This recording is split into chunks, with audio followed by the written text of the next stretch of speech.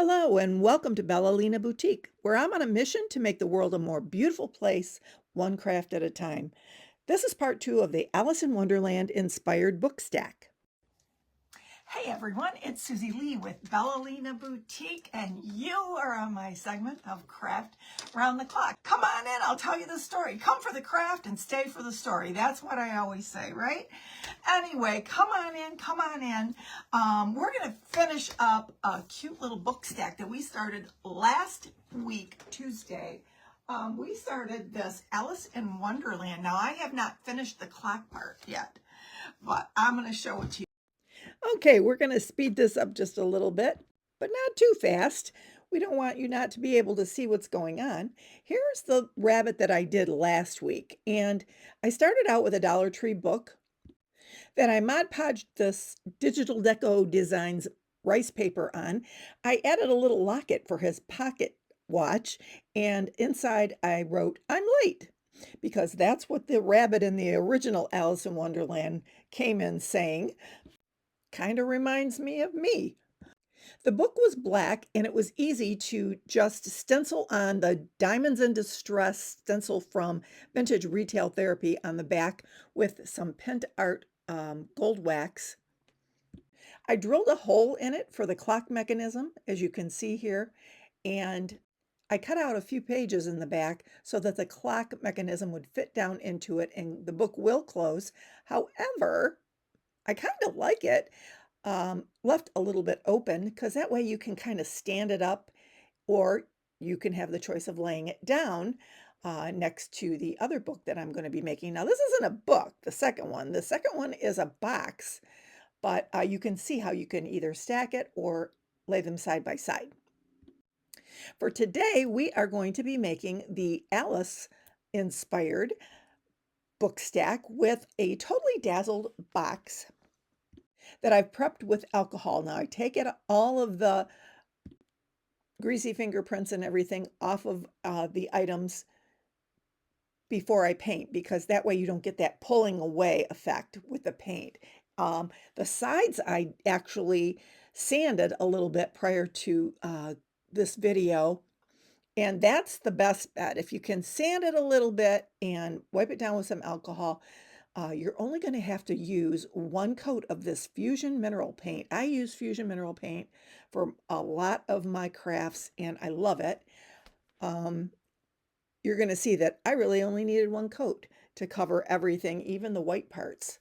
So that's always a bonus, right? So I'm going in on the sides with Fusion Mineral Paint in coal black, and I'm going to do it on all the sides so that I can mimic the black book when I add some diamonds on this one. So it looks more like a set. Once I get all four sides painted, I go along the edge and just use some of the residual on my brush to wipe it up. We got to clean up here in aisle 4. I was never in aisle 4, Herb. Anyway, next we're going to dry it up really quick, and we're going to move on to the top of the box. Now, the top of the box needs to be painted white because we're going to put on a rice paper. And in order to keep the brightness of the rice paper and all the pretty colors, you need a white background.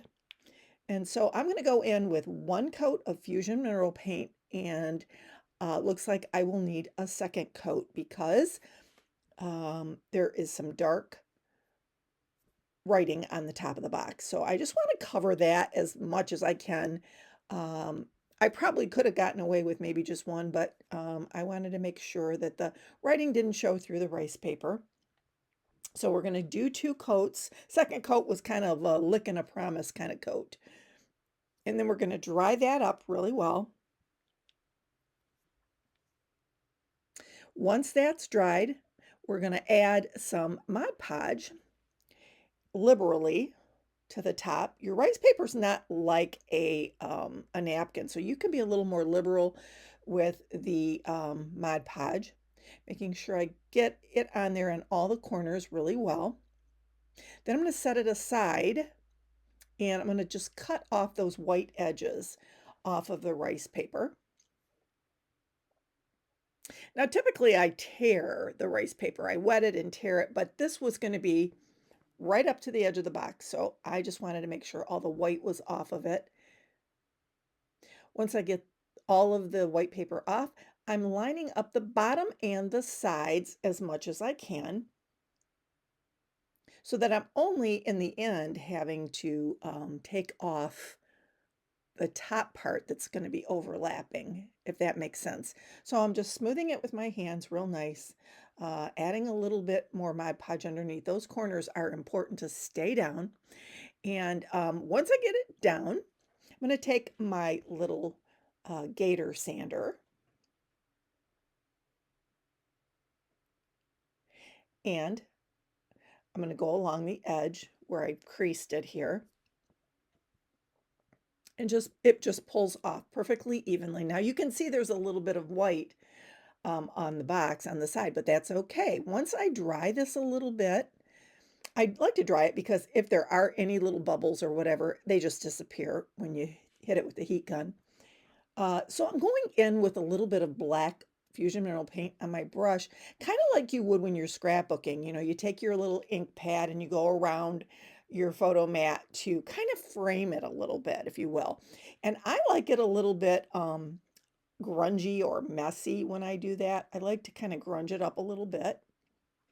So I go around all four sides so that I'm covering up any imperfections or were not imperfections, but you know, a little bit of white was showing through because the box was just slightly bigger than the rice paper.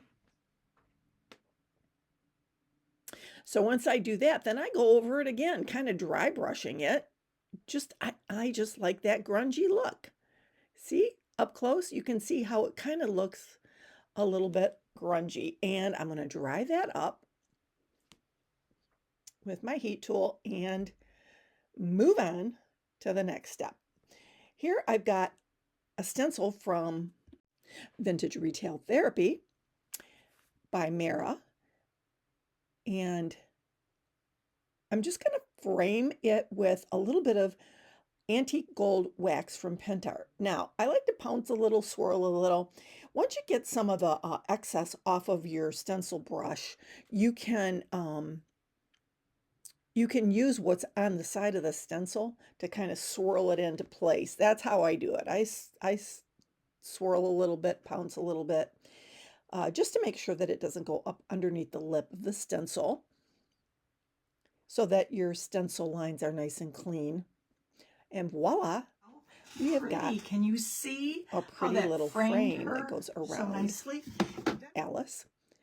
Next, I'm going to use the Diamonds in Distress stencil, also from Vintage Retail Therapy by Mara. And I'm going to use the small diamonds on the side. Now, I kind of have a little bit of the diamonds on the edge of each end of the side of the box. I'll show you right here. So it looks really cool.